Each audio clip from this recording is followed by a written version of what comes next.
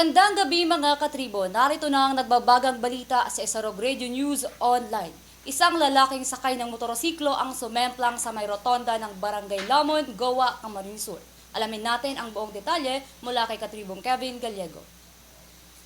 Bandang alas 10 nitong umaga, isinugod ng barangay officials ng Lamon si Juanito Rosales, 48 anyos, sa Goa Municipal Infirmary matapos maaksidente sa kanilang barangay.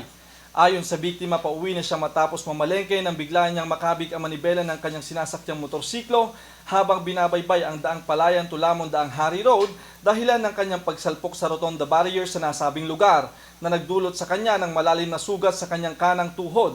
Dahil sa maselan at malalim na sugat na kanyang natamo, inirekomenda ng doktor ng Goa Municipal Infirmary na agad siyang dalhin sa Bicol Medical Center. Sa ngayon, nagpapagaling at stable na ang kanyang kalagayan. Samantalang patuloy naman ang pagpapaalala ng otoridad kasama ang Isarog Radio Broadcasting sa lahat ng mga motorista na mag-ingat at magsuot ng protective gears sa tuwing magmamaneho.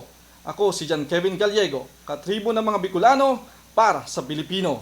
Para sa iba pang balita, manatiling nakatutok sa Isarog Radio Broadcasting. Mula sa News Center ng Isarog Radio, ako si Jay Orlina, katribo ng mga Bicolano para sa Pilipino.